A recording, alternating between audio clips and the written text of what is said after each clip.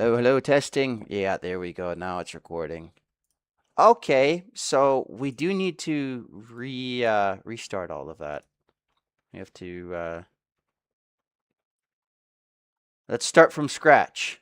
Let's pick this up from the very beginning. Let me set this up because I have to redo this on my PC now too. Okay, so we do need.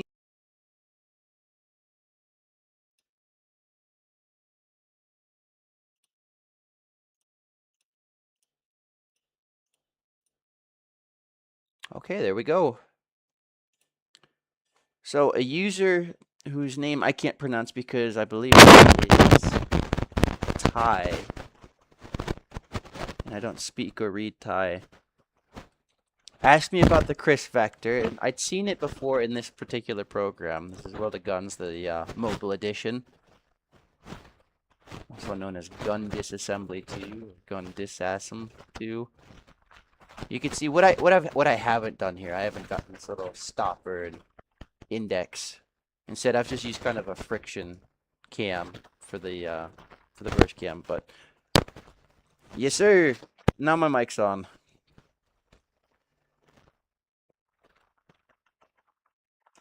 All right, so I'll go over this and we're just going to cover the parts that you see here. You've got your trigger slide. You have your what's called a hammer actuator. You have your reciprocating timing mass. I forget what it's exactly called. Your bolts, your hammer. You have your fire selector. You have your safety cam, which that just blocks the trigger from being pulled at all.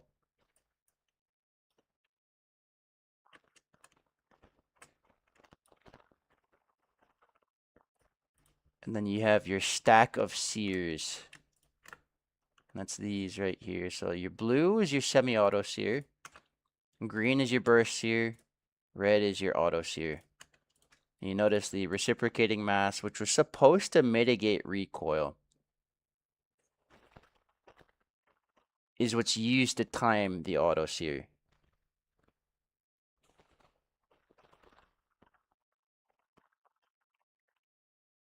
Let me refresh my page so I can watch the stream with you guys. See the comments.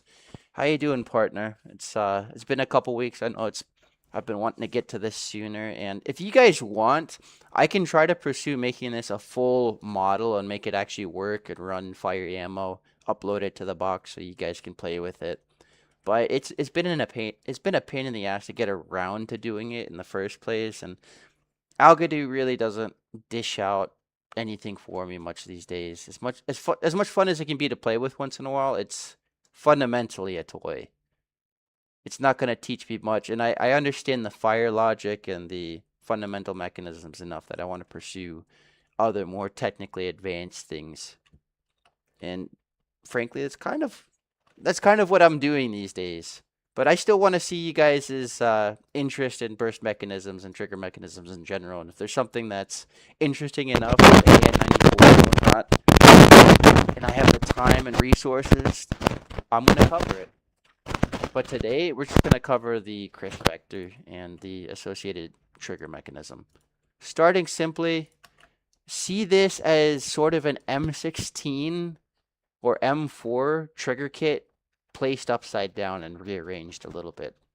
So your trigger, rather than being a direct trigger to hammer interface, you have a trigger to actuator to hammer interface, and that actuator is your primary sear. And you'll notice that the other sears are advanced in front of it. That's critical for timing. You want your auto sear, your semi-auto sear, and all that to release the hammer to your primary sear. Otherwise, you get what we would call a binary trigger, right? It would catch it behind the primary sear and only catch it after the second round once it came back around. So your primary sear trigger gets pulled. This curved section gets cammed on, rotating it around this hinge, moving it out of the way of the hammer, right? Simple sear.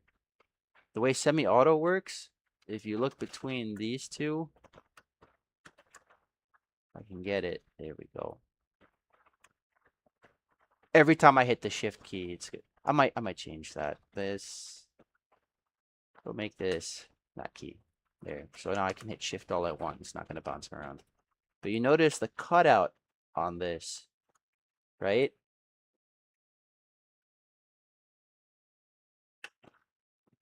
That's what resets your sears. So that's your pin on the semi-auto sear. When the hammer actuator comes back down to engage the hammer, it's going to press on the back of this through this and push it back out of engagement with the hammer. So that's how reset happens. And it's the same for the bursts here. In fact, I'll show you the picture where you can see these pins very clearly. Where are they? Here you go. So these are your sears. These are the springs that tension or put pressure on the sears and get them to engage. But this pin right here, notice how it's offset from the axle hole, is your actual cam switch that disengages them again once the hammer actuator falls into place. So you see here your full auto sear, semi-auto sear, burst sear. To the right of it, that's where your hammer actuator is going to slot through and it's going to press down on that pin. That's what resets. So your selection, your selector cam, all selector cams fundamentally work the same. They are a drum of metal with cutouts in it that either prevents things from moving or allows things to move. So right now, realistically, you don't need to disable the burst cam or the burst sear to allow semi-auto, but it helps prevent this mechanism from counting. It still does, so I might just opt to get rid of this right here. So semi-auto, everything gets to go, always. That means all your sears are operating, but only the semi-auto sear is really critical for the timing, for the function right now. The auto sear is just operating as a safety, and the burst sear is just redundant. So if we move the selector to our next index, this will be burst. The cutout that previously allowed the semi-auto sear to move is now pushed out of the way and solid metal is presented in front of it. So now when I press the trigger, the semi-auto sear is not going to do its thing. Instead, the burst sear is. So what I have here, this is just on a hinge that has a certain amount of friction so that as the hammer swings around, this wants to follow it. And what prevents it from walking both ways is the engagement with the burst sear. You'll see, right, there's those notches, deep and shallow, that you saw, like on the M4. On this particular burst cam, though, the timing is 2 rounds instead of 3. So you have 3 shallow notches instead of just 2. At 60-degree intervals, it's basically the same. This is basically an M16A2 burst cam. And they do have M16A2 or M4 2-round burst cams that you can buy. And that's basically all that's happening here. Boom. There you go. Simple semi-auto disconnector, and same thing with the pin and the hammer actuator. When it comes down, it's going to hit that pin and reset it. Now the hammer falls to the actuator instead of the sear, and you're ready to start over. 1, 2. Simple stuff, man. This isn't rocket science. Firearms are all push-pull mechanisms. No really complicated airflow or anything like that. Some might with their like gas systems and whatnot. Some might exploit unique physics, but as far as firing logic is concerned, it's all push-pull mechanisms. And finally, just to demonstrate full auto. Full auto blocks both of your semi-auto actuator disconnected sears and allows only the full auto sear and the hammer actuator to do their thing. So it just keeps going and going and going so long as the trigger's held and you have ammo.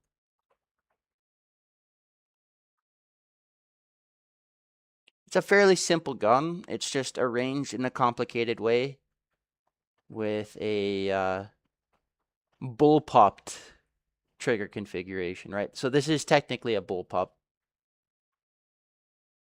No, it isn't. I'm wrong. It's technically, how would you call it, right? The trigger and the actual firing mechanism are separated in a sense, sort of like a bullpup, but the other way. It for better or worse, it's an elongated pistol with a stock, right? You have a pistol length barrel, you have a pistol size or configuration magazine, albeit an extended one. Though this does take standard Glock 17 magazines. Or if it's in a 45, it'll take a Glock 21 style magazine. And it's just trigger extended separate from what would have been the grip initially.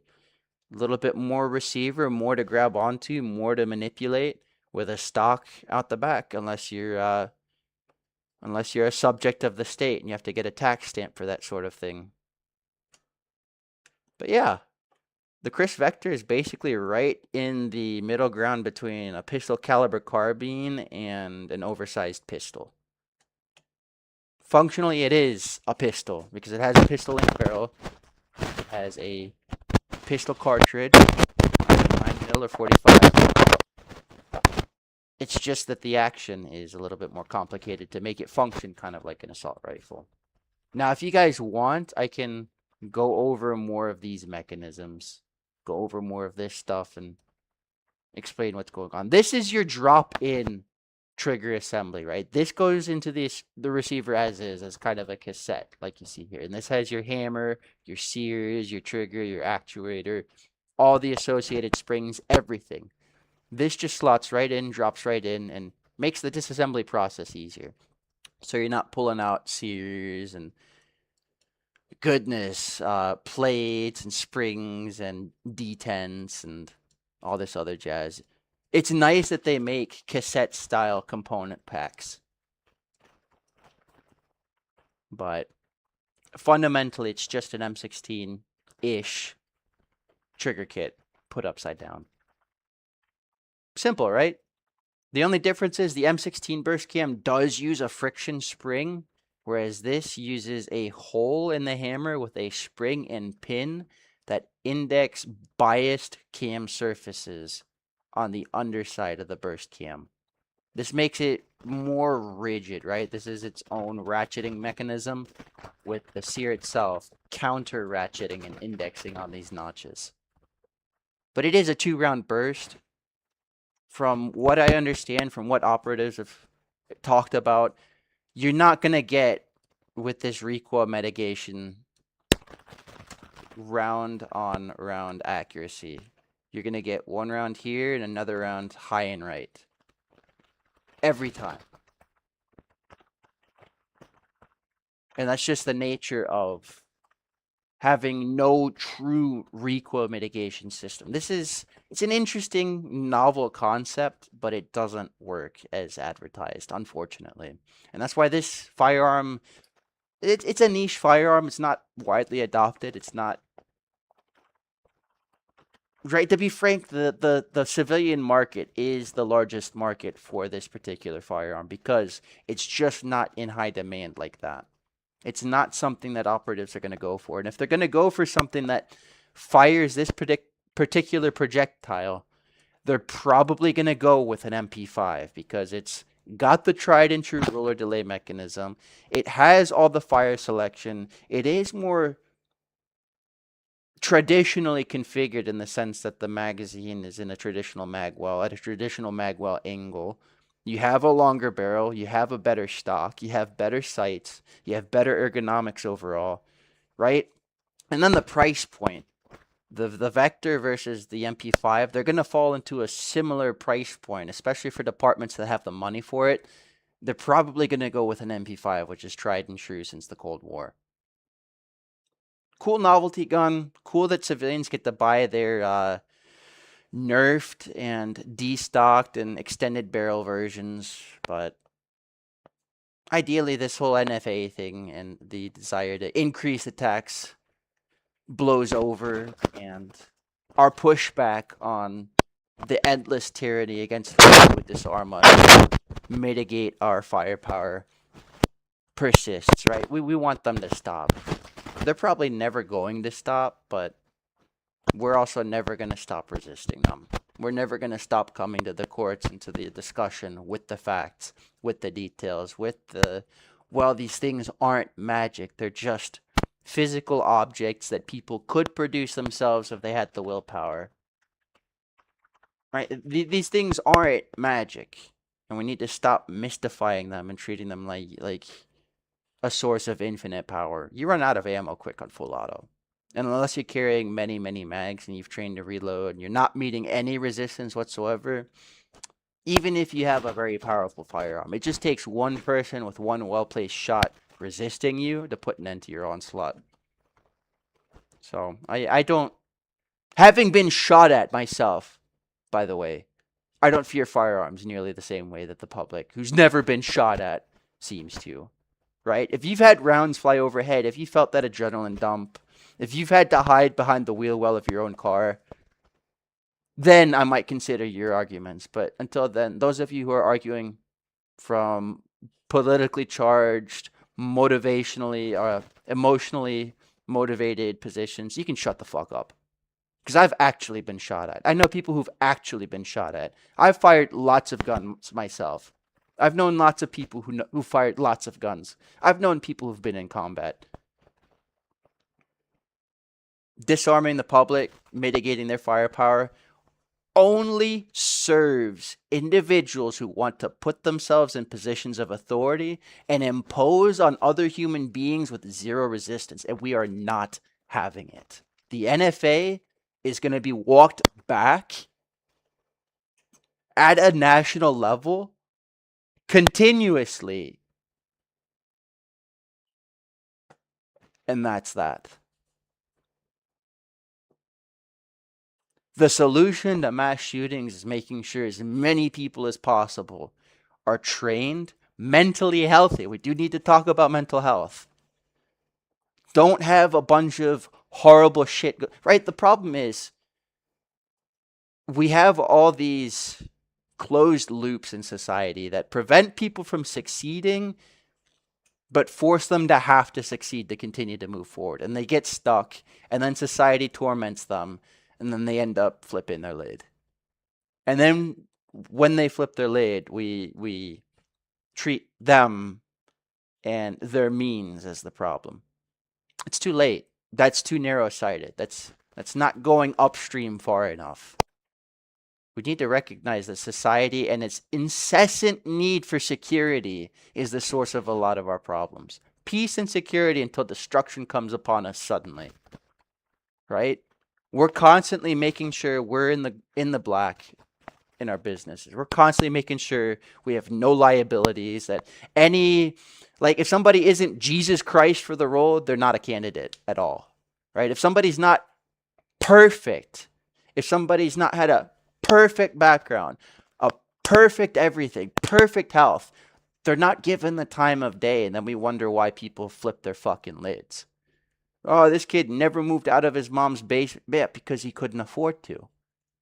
And y'all kept tormenting him.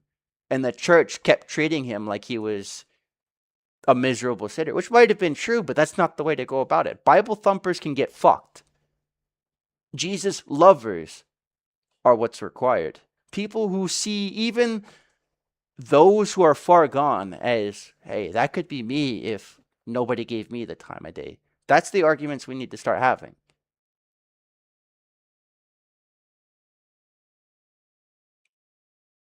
We need fewer people to look on others with disgust right? We need fewer judge-like people. People who constantly review other people's shit so that they themselves never have to fall into the spotlight.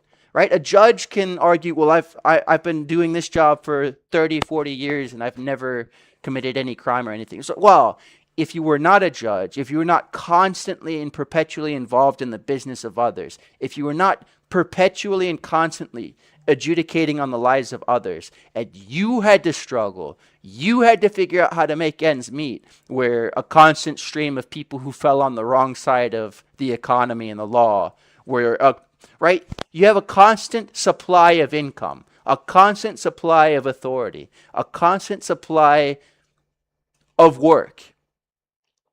Why don't you try having a job where you don't get paid very well, where paycheck to paycheck is a reality for you, and you're on the spotlight constantly? You're constantly under scrutiny, right? Most of these judges wouldn't survive it. Now we can argue, well, they had to go through law school and this. Yeah, but they already put themselves in the position where they're concerned with other people's shit. Their shit is never brought up. And there's an argument to be made. If you're constantly busy with other people's shit, you never have the opportunity to make errors yourself. Be vulnerable. Be able to make mistakes. Prove that you don't, and then I'll start giving the courts a little bit more respect. But these people, right? People work 40 hours plus a week, and it feels like the Supreme Court works 40 hours a year.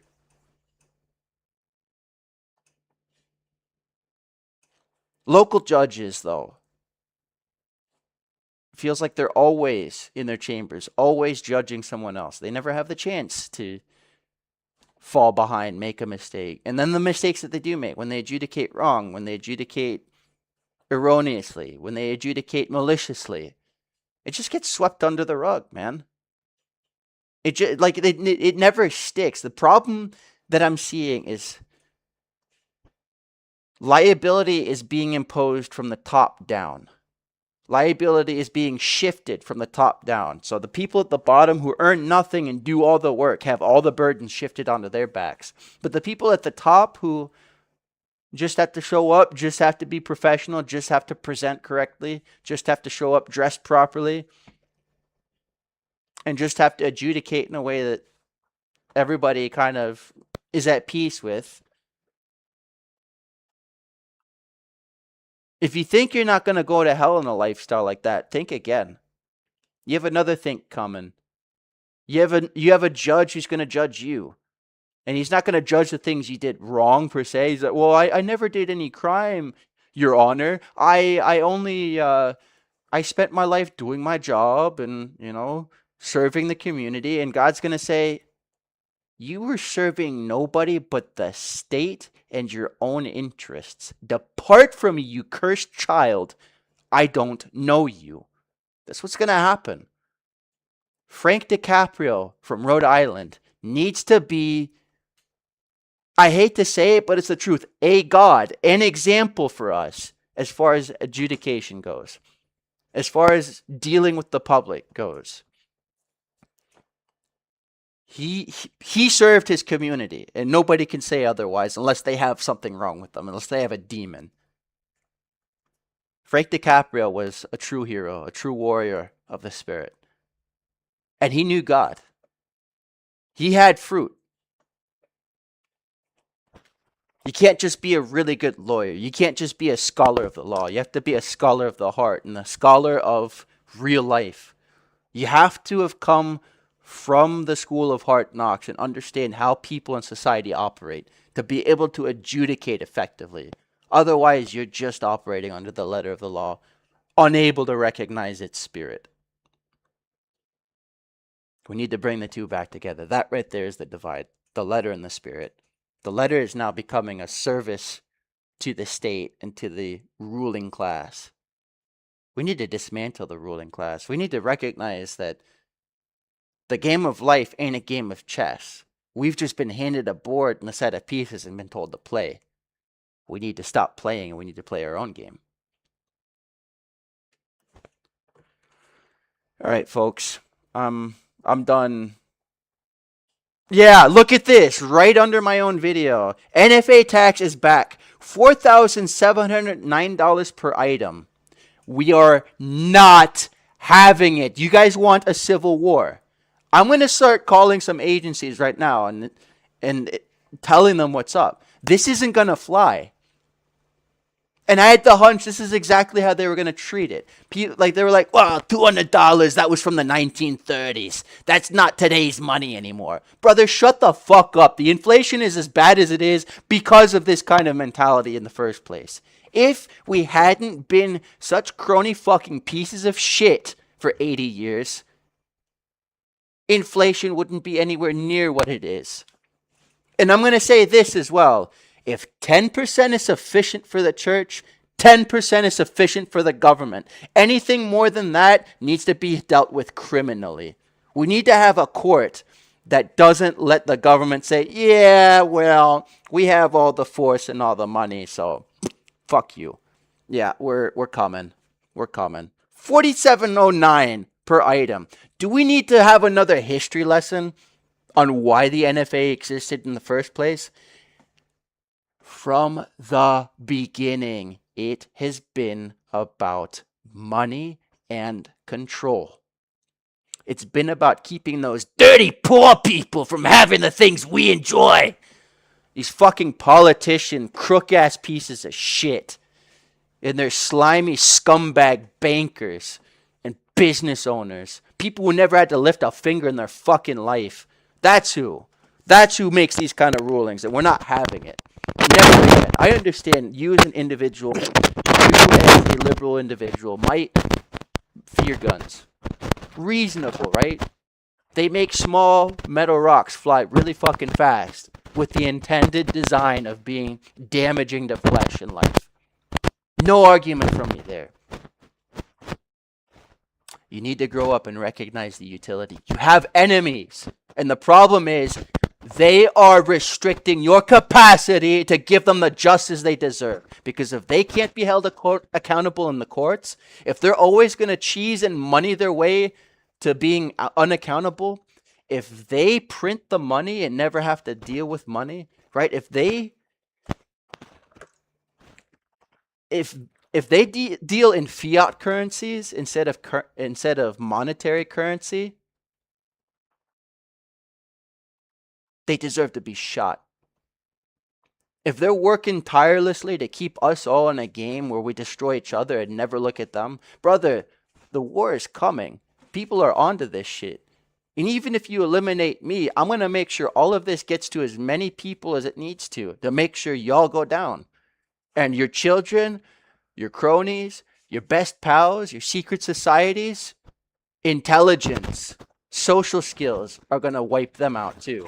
We're going to find them and we're going to put them to justice as well. You're not going to leave a legacy. What's coming is the 1,000-year reign where your will, your way, your so-called, well, I had all the resources. I was the one with the grain fields from the very beginning. I was the one who was brewing all the beer to make you guys drunk and stupid and do what I want from the beginning. Yeah, that kingdom ends. The real kingdom comes. Get with it. Capitulate or die fighting. And recognize whether we win or lose, we win. But your game is over. As somebody who's been fucking shot at on more than one occasion, I don't care how afraid of guns you are. People have a right to live and people have a right to defend what they love. People have a right to defend what they actually worked for, not what they made everybody else work for.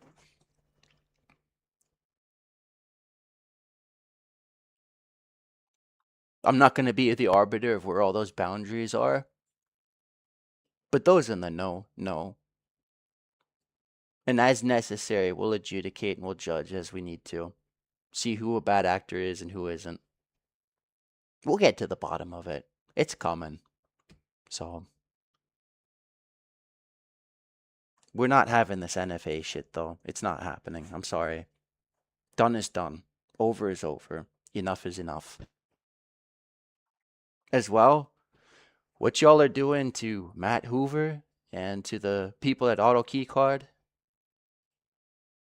to make an example. Like, we understand exactly what you did. Wolf steel case soft primary ammo. Your go-to fuck you to anybody who has the pleasure of dealing with you in court, ATF. And we're going to turn that into a criminal case that's going to haunt you for the rest of your stupid, miserable fucking existence. 1.2 stars across the board. Y'all can kick rocks. 1.2 stars. Shooting unaggressive dogs. Just a dog standing in the fucking hallway looking at you. Pathetic. Cowards. Retards. Slaves of the enemy. That's all you are. 10%. That's what you're going to be content with. Or you can go to jail. And while the people are struggling to find places to work, struggling to stay in the places they want to live, struggling to find meaning and purpose in their own fucking lives, you're not going to rail them for taxes, especially not on NFA items. Common use. And then at some point, all arguments that aren't, are these weapons of war, aka arms, under the Constitution?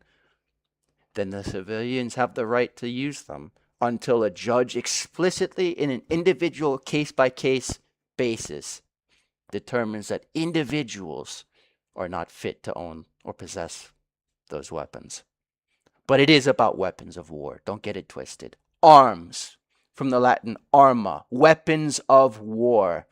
You want to say assault rifles? I say necessary. Everybody needs. Nobody needs. No, everybody needs. As many people as fucking possible. Do you not get it? For the security of a free state, instead of making everybody scramble and run for their lives. Make whatever organization, whatever army, whatever terrorist cell wants to attack, give them the nightmare of like, fuck, just about every human being could potentially be armed. The majority who are carry concealed, and until we fuel up every single person, pass every single person through a metal detector, we can't know. Right? I understand businesses and especially government institutions want that sort of security. You can't guarantee it. I'm sorry. In your own institutions, yes.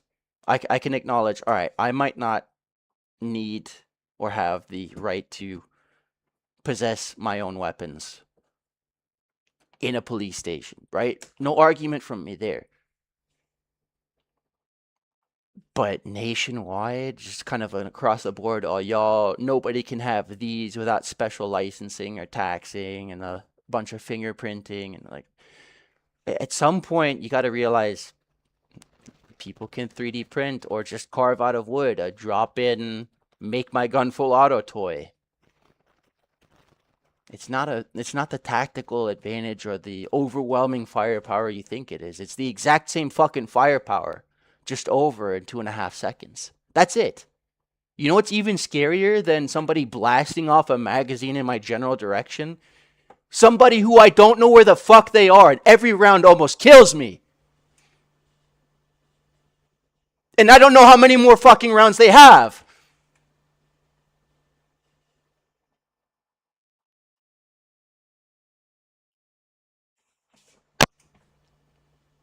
I'm not afraid of the stupid machine gunner who just wastes all his ammo. I know how to pick him off. He gives his position away, right? The machine gunner is the first guy the enemy's going to go for when they have a shot. It's the marksman. That's the guy you want to worry about. The guy who knows his target and how to hit it and is going to wait for the right opportunity, give you that false sense of security. And then the next thing you know, you're fuzzing out before you hit the ground. That's the guy to be worried about. Full auto is just an assurance in close quarters that whoever is trying to attack you gets stopped quick. That's it. That's all full auto is. And if we say, oh, it's inaccurate, yeah. If you're shooting at the wrong ranges with the wrong rounds and the wrong technique, yeah. But I've seen people at 50 yards dump entire magazines on the steel.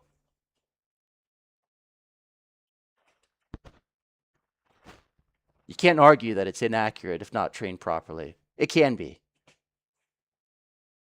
Full auto with the right rounds, the right technique at the right ranges, absolutely can be accurate. It's a certain kind of accuracy. You're not looking for round on round accuracy. You're looking vital organs and effective shot placement, right? Stopping power, torso sized targets. That's where full auto shines, not marksmanship. Nobody's doing marksmanship with the devil's paintbrush.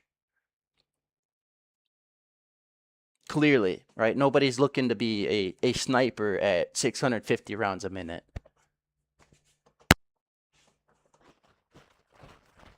Nobody, right? Marksmanship and effective combat shooting. There might be overlap, but they're not the same thing.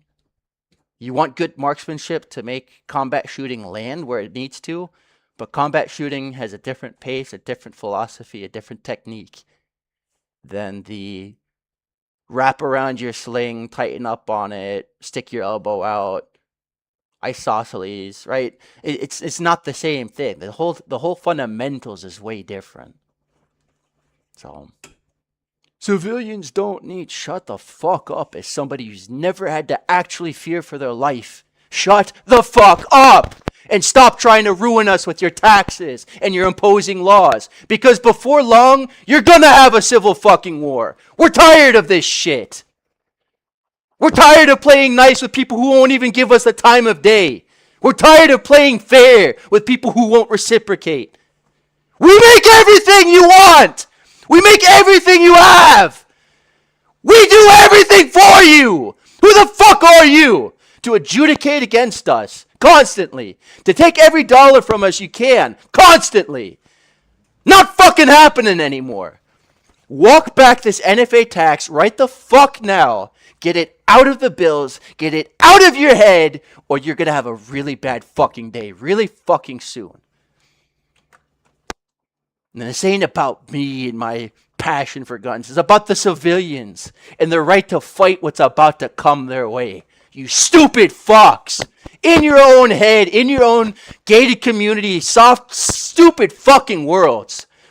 You're so full of yourselves, you politicians, you bankers, you thieves. You scoundrels. I want all of you put in the prisons you built for your profits. Every last one of you. If you're not serving the people with fruit we can produce in front of a court of public opinion and say, this person's an asset to us, keep him, your ass is in the fucking slammer!